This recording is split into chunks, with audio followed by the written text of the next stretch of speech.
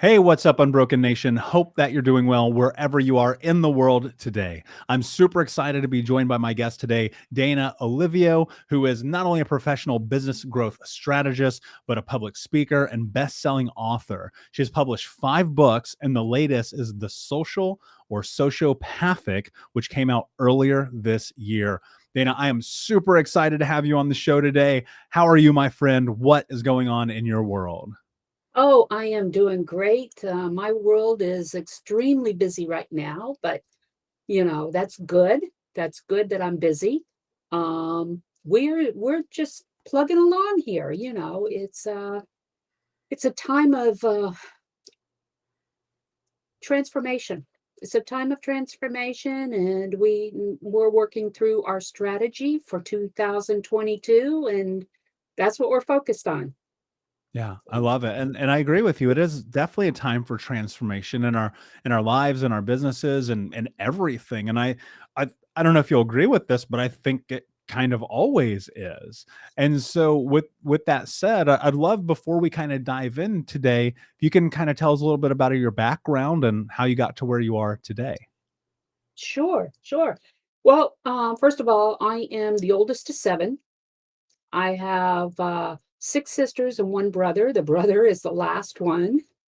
Let's see, I grew up in a environment of construction. My father was a block contractor, so I like to say that I have cement in my blood. I've been married 37 years to the same man. I have 2 kids and 4 grandkids.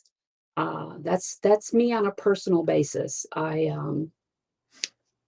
love what you said as far as we're always in transformation. I agree with that. If we aren't, then we're stagnant. We have nothing going on. Um, let's see where I'm at right now. I spent a good 35 years within the architectural engineering construction market doing marketing and business development.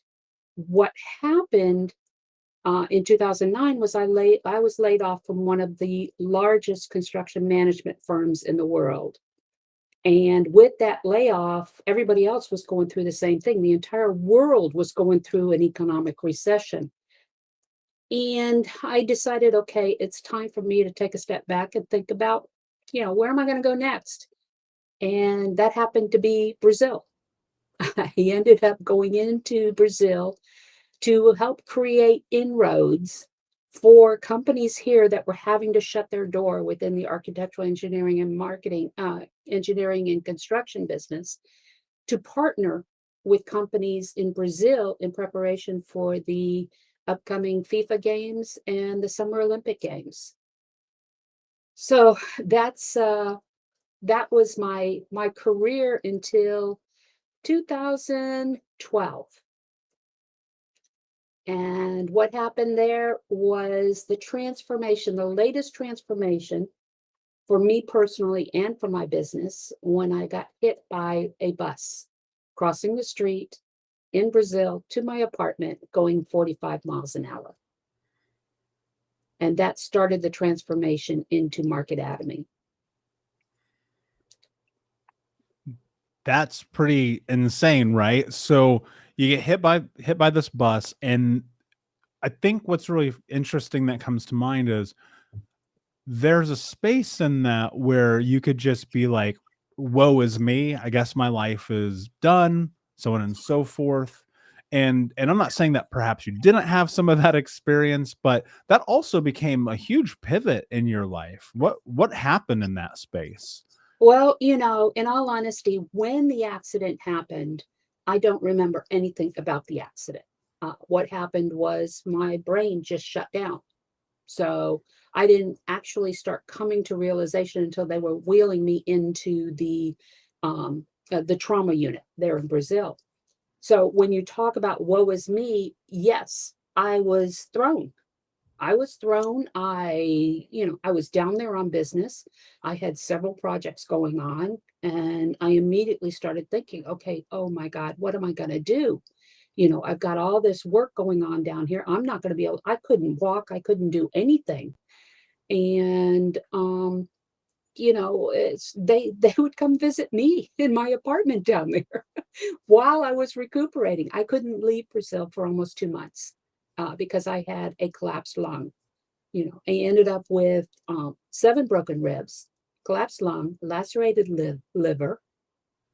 My right arm was completely crushed by the bus. I had 2 blown eye sockets and a hematoma. So I was pretty much non-functional. What I didn't realize until I got back from Brazil into the United States, that I also had PTSD. So when you start talking about, woe is me, yes, the physical side, I always felt like, okay, I've been able to manage getting through physical, issues, no problem. But the mental is much harder, especially for somebody like me who, as a strategist, I relied on my ability to be able to see the big picture and to be able to, but I was blocking myself off. I wasn't leaving the house. I wasn't Danna anymore. And it wasn't until my sister told me, says, Danna, you need to go see somebody. There's something wrong, and that's when we found out that I had PTSD. So that took quite a while among the different surgeries and everything to get through that. Now, on the positive side of that, market-atomy happened. And what I mean by that is, while I was laid up, going through my surgeries and everything, I had a lot of colleagues, people who I interacted with while I was working within the AEC industry for so many years. They had been laid off at the same time I was, and they had started their own companies because they couldn't find work. Kind of what's going on right now with COVID, when you think about it, all right? And knowing me, they came to me and they said, Danna, what's going on? I can't figure out what I'm doing wrong. I've started this business. I've been operating it for 3 years. I'm not getting ahead. I'm bleeding money, etc. Well, in the process of trying to figure out what was going on, I realized that the bulk of these individuals had no idea how to build a successful infrastructure around their product or service offer. They had the best product or service, but they didn't know how to bring those customers through the door. And in an effort to teach them, I came up with what we call the market-atomy concept, which is I compare their business to the human body. Now, in the human body, you have the heart, which is your why of your business. Now, the heart in the body is controlled by the brain, which sends the signals to the heart to keep it pumping, right? Well, it's the same thing in business. The heart of the business is your why. Why do you do what you do for your customers? The brain of your business is your playbook. That's where your systems, your methodologies, your vision, your mission, everything is stored. It's the how of your business. Now, in the human body, can the heart operate without the brain? No. They need to work in tandem. Same thing in business. They need to work in tandem to push your marketing message out through the veins of your company, which are the marketing channels, to the body, which is your market. Now let's take it a step further. You, as the business owner, you are the culture of the business. You are the passion behind the business. It's your morals that run that business. But in honesty, you have to have all of this in place in order to attract those customers and bring them through the door. So that's how I explained to these new business owners what they needed to have in place in order to attract those customers. And what's so interesting about that to me is, here you are in this position and you're faced with a choice. right? You're faced with a decision to make, because I think in that moment, and I don't think anyone would blame you for being like, I'm just gonna like lay in this bed. I'm not gonna do anything. I'm just gonna like, I don't think anyone would blame you for that. I certainly wouldn't. Right. And in that moment, however, you decided to be of service. Right. What was it about that called you to that? Even though you're in this place, because this is what I want people to touch into here. Because even though you're in this place of pain and suffering and recovery and healing, you're still being of service. Why was that important to you? Because that's where my heart is.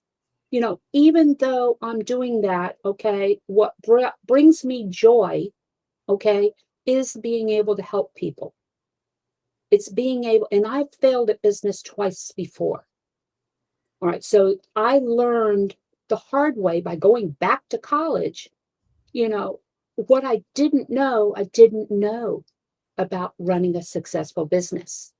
And so out of that was born my heart, whereas I don't want to see these micro business owners, these small business owners suffering the same fate that I did twice before. They need their help. We as a nation make it so easy to start a business, but very difficult to survive in business because of the fact that um they the programs that they have in place are meant for what we call second stage businesses. You have to be making at least $500,000 or more. Well, what about these first stage businesses? They're the ones who are failing. We've got over an 82% failure rate within a 2 to 3 year period of them opening their doors.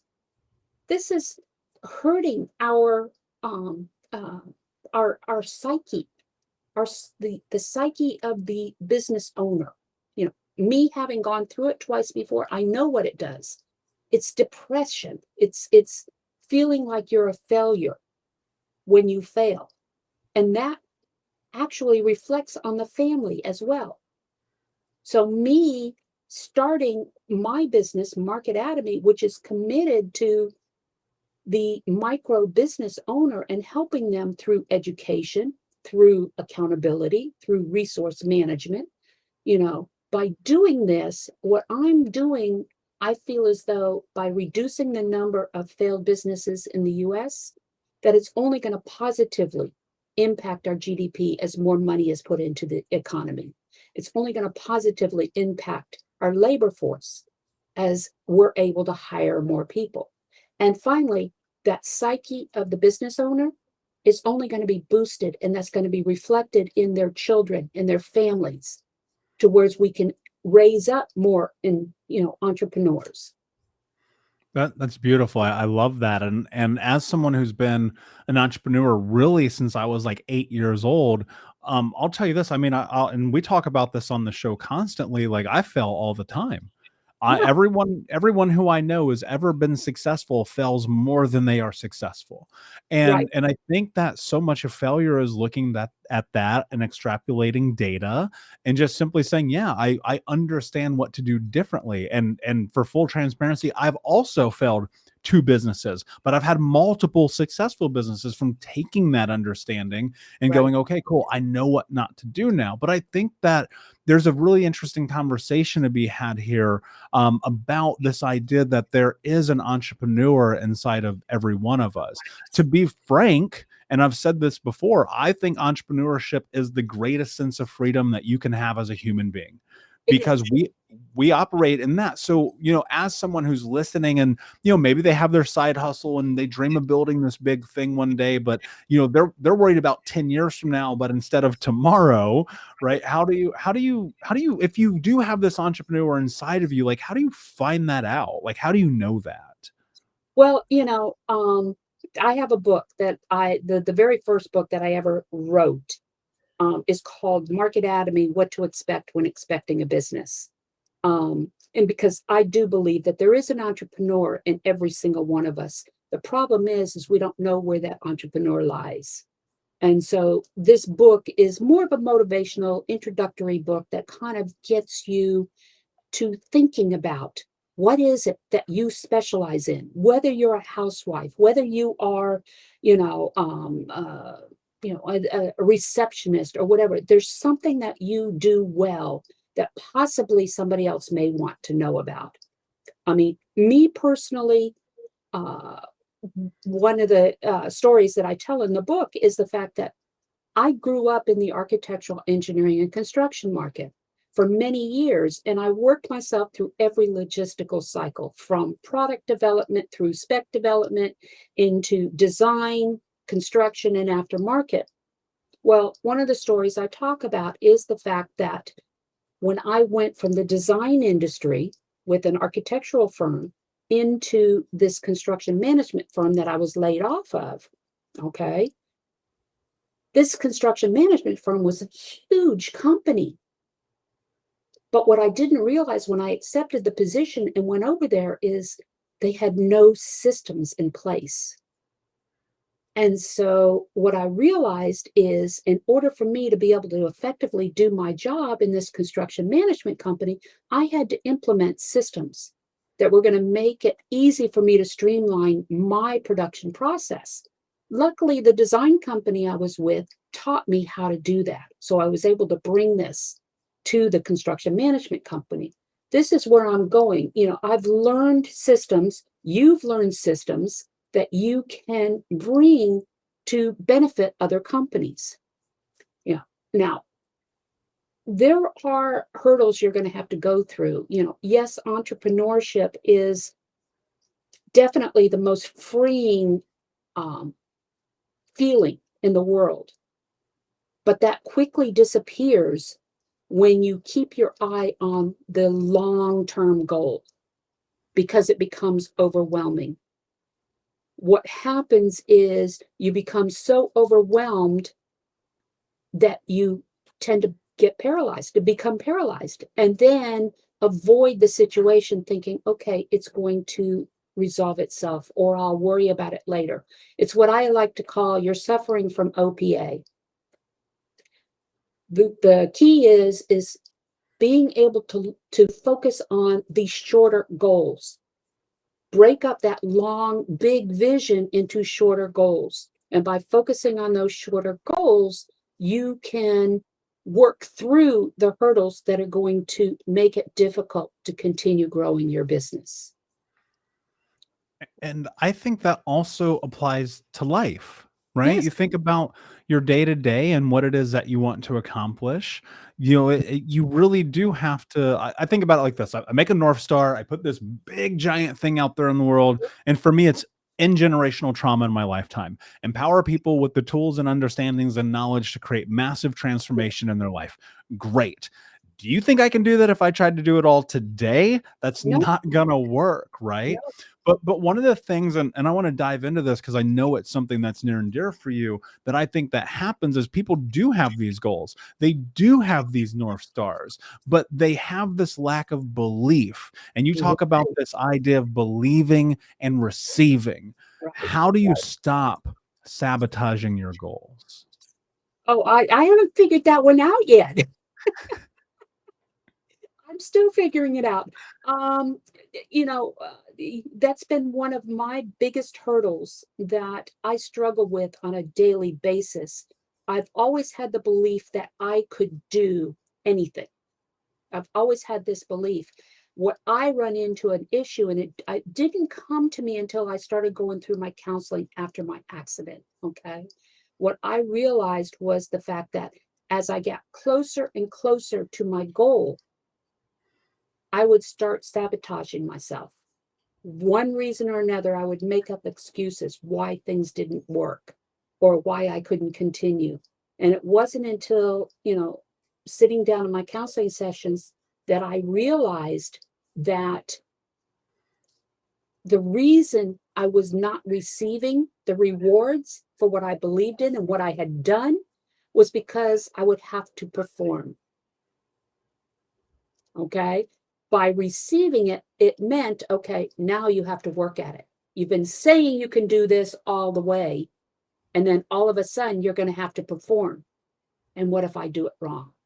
Or what if I'm, a fake? Or what if, what if, I think what really did start opening my eyes to this was I was on a shared panel with other strategists, and we had a 1 hour panel, in front of a group of people and answering questions and everything. And after the panel, one of these strategists that I was really very, um, as a mentor to me, looked at me and said, Danna, we need to have coffee. We need to go sit down. I need to talk to you. And I thought, oh, crap. What did I do wrong? There comes that, that self-doubt. Okay. We went and we had coffee, and he looked at me and he says, you know your poop. And I said, huh? And he says, you know what you're talking about. And I looked at him and I said, Harry, that means a lot coming from you. I says, I really looked up to you as a strategist. And he says, no.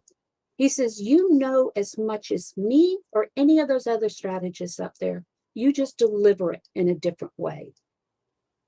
And that kind of opened my eyes and set the trajectory for how I manage, and the messaging that I put out in Marketatomy is the fact that, yeah, my audience is micro business owners.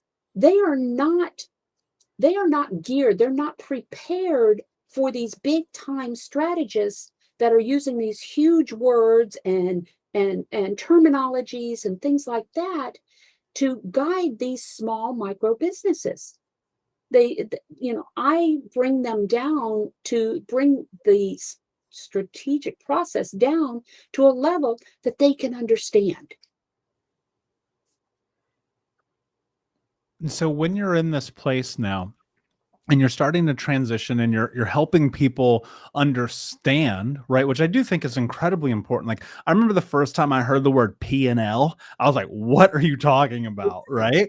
And Mhm. look, and I recognize not everybody listening to this is a business owner or entrepreneur, nor do they want to be, but we all have dreams, we all have goals, and like this still applies. Like I think about this a lot in my life. The parallel between life and entrepreneurship is so in sync, right? It is. You look at it and you go, man, there's something about this that if you dissect it, the dichotomy is right there. It's Mhm. unexplainable.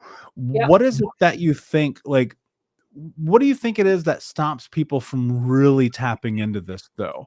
Right? Because I do think that there's a level of, you do have to believe it, you do have to receive it, but then you're kind of like on the precipice of it. You're looking at it, it's for lack of a better analogy, you're at the edge of the diving board. And Right. right below you are all of your dreams, but you're not jumping. Right. What how do you get people to jump? Well, well, first you have to figure out, okay, where is that fear coming from? Is it fear that you've got a family and you're not going to be able to support them? Okay. Is it a fear that someone's going, you're going to put yourself out there and you're going to be uh, considered a fraud? Is that your fear? Is the fear that, you're just not going to be able to succeed? The way I see it is there's so many different reasons that we don't take that jump. Unfortunately, unfortunately or fortunately, you could look at it both ways. Okay. Um, I've never been afraid to take the jump per se. All right. As I tell my clients, okay, first of all, when you're first starting out, okay, don't quit your job unless you have someone there to support you, because it's going to take a good 18 to 24 months before you even break even with your company. And the expenses are going to add up. There are expenses that you don't realize are coming. I also tell them that the thing that's going to drag you down faster than anything else, even the money issue, is the many hats you wear. If you try and do everything yourself, you're going to find that you are going to be so overwhelmed that you're just going to shut down. It's just going to be too hard. It takes a special individual to be an entrepreneur. It takes somebody who believes in themselves, who has a strong, nurturing personality. And I say nurturing because of the fact that when you're talking to your customers, when you're integrating with your customers, you need to have empathy. You need to be able to read their reactions and be able to understand what it is that they're suffering from and whether you're going to be able to provide a solution for them. When I am with my customers, I don't jump right into the selling process.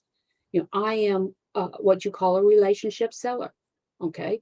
I build that relationship. I make them feel comfortable before anything, because through that comfort is where I start identifying where their real problems are without them even realizing they're letting me know about them.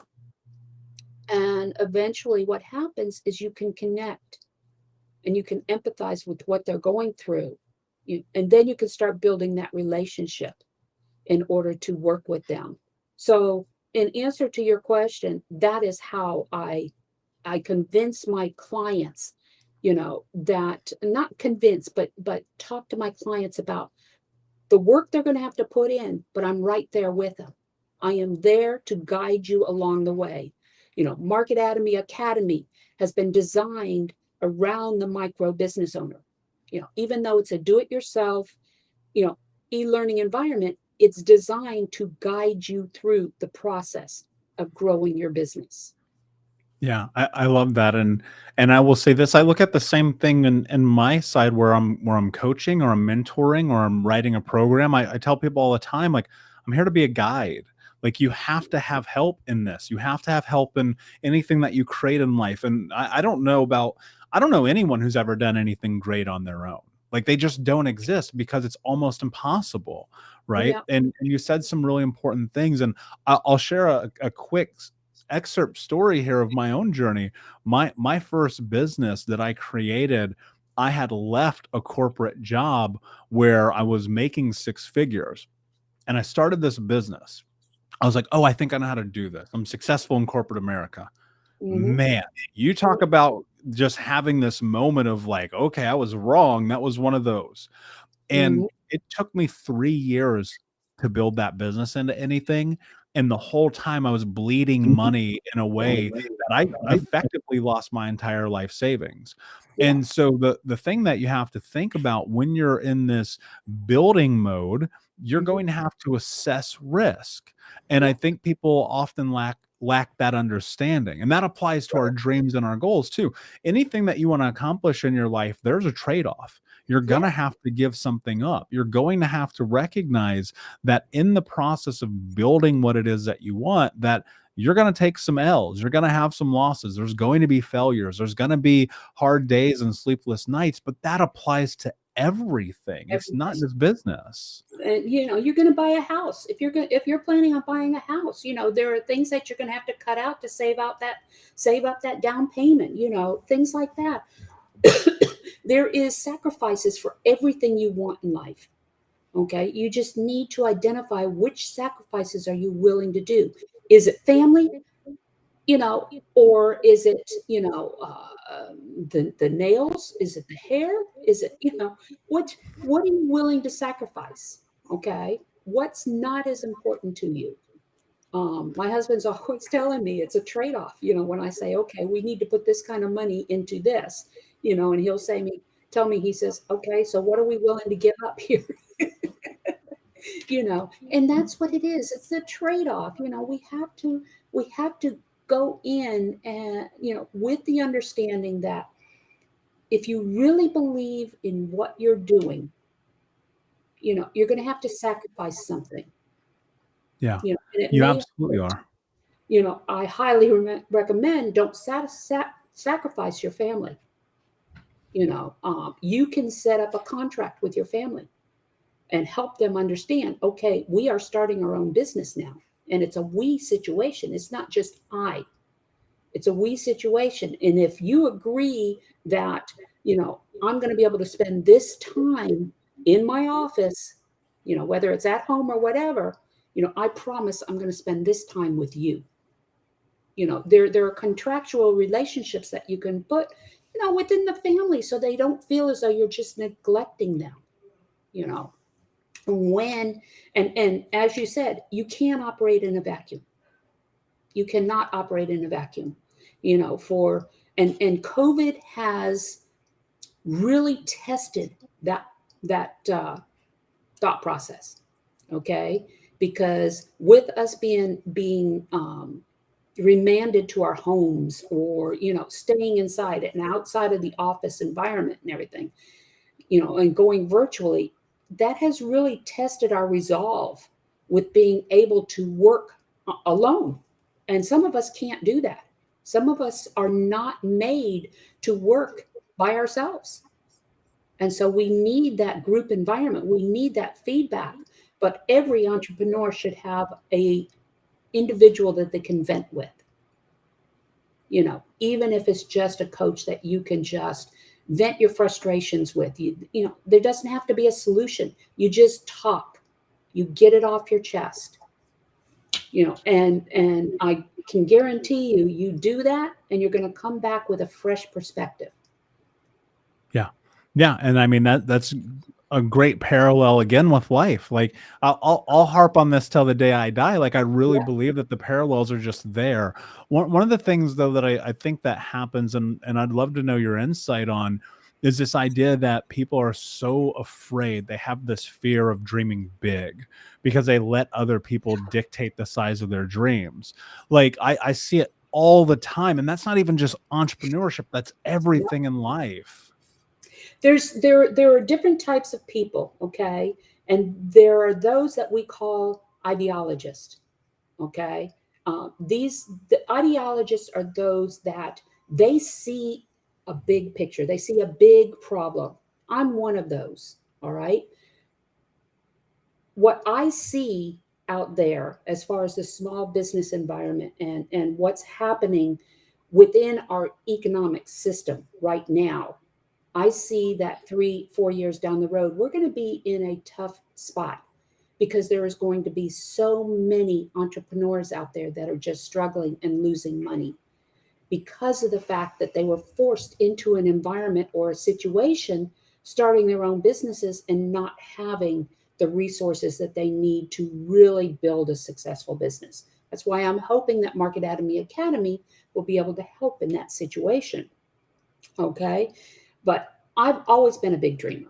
And I'm telling you, the naysayers out there, when I went into Brazil, all I heard from everybody before I even made my first trip down there is, "Oh, you don't want to do that. They don't respect women down there, and especially women entrepreneurs and things like that." Well, I went with the U.S. Commercial Services, and I'm telling you, it was the complete opposite of what I was hearing here in the U.S. Okay. Um, the other thing is the news. You all we heard on the news as far as Brazil and the favelas and the crime and all of this other stuff, and being down there.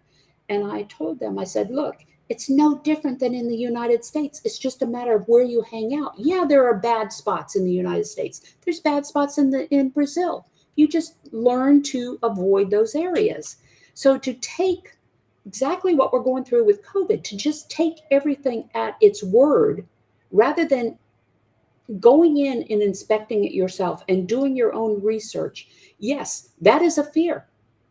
You're going to take and you're going to let these naysayers hold you back. Okay. Um, like I said, I've always been a big dreamer. My big vision right now with Market Academy is I want to get in front of Congress and ultimately get a bill passed so that first stage micro entrepreneurs that can show that they have gone through the education process and been certified in entrepreneurship, when they go and get their business licenses, that they can qualify for incentives, tax incentives, financial help with labor, things like that, that they can qualify for incentives that will help them grow their business. Now that's a big So dream. this is a big dream. It's a beautiful dream too. And hearing you say that, I just think to myself, oh my gosh, where was this 15 years ago? Right. You know? And I think that until that moment, like you have to, you have to be willing to persevere, right? You have to Yep, be willing to face the difficulties and the tasks that lie ahead of you, because as you know, it's the same as like recovering from PTSD, to whatever extent that means to you, to exactly. healing your body, to grow, like everything requires a tremendous amount of resiliency. What is, if I ask you that, like, what does resiliency mean to you? Can you talk about that? Resiliency. I've got a tattoo on my on my left shoulder here of a phoenix. Okay, because there's been so many times that I have been knocked down to the ground and risen up. Okay, and started over. Um, I'm now 65 years old. You know, my times between starting over and everything are pretty much limited now. But I'm having so much fun with what I'm doing right now, and the payoff is so good. But resiliency to me means that I don't care if I have naysayers. I don't care if somebody says I can't do something. I'm going to find out for myself. And that's, you know, and there's another part to that, okay? You know, not taking someone's word for it is just one aspect. But being able to do your own research and make your own mind up as to whether or not this is a bad idea, a bad business idea or not. You know, in Market Academy, what we do is we carry our entrepreneurs, our business owners through a 5-phased approach to business. And the first phase is the see it phase. That's where you have your idea for business. Okay. Then you move on to the prove it stage phase. This is where you go out to the market, you talk to people, you ask people, hey, I'm thinking about doing this. Is this something you would be interested in buying if it was on the market? You know, would you be willing to pay this kind of price? Is the market big enough for me to survive in business? Do I need to expand my market? Do I need to increase my price? What's my profit margin? You know, all of that, you need to get that research. Who's my competition out there? Do all of that before you move into the build it phase. The build it phase is where your business model comes to life.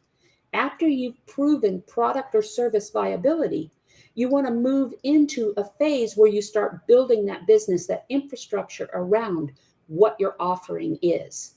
And this is where you put in your systems, your processes, your customer journey, your marketing. Everything is done here. You get to a point where it's okay, I'm ready to take this business to the next level. By that time, you've proven the business model and everything. You move into the fourth phase, which is the funding phase. Now, the funding phase is where you're going to be looking at, okay, what's it going to cost me to take my business to the next level? And how am I going to get that money? Is it going to be through angel investing, venture capital? Is it going to be bank financing? How am I going to get the money to take my business to the next level? Which the next level, the fifth phase, is the growth phase. This is where you 10x your company. This is where you actually have the money, you have the business, proven business model. Now you can turn around and start growing that company. This is where you start putting in your succession plans and everything else so that you can create that legacy that you want to carry on. It's really beautiful. And I think that so much of life's journey is looking at practical things and looking at what people in front of you have done and taking that information, actually using it, applying it to your life, and then seeing what happens. And you know, one of my mentors, Tom Bilyeu, says something I think about every single day. He says the success is not guaranteed, but the struggle certainly is. And I think that's such a part of life. But you're not Um, going to find out what you're capable of if you're not willing to step into the arena. yeah, I'm my husband told me when we went into Brazil, you know, he says, even if we don't make a penny in Brazil, the experience alone was worth. Yeah.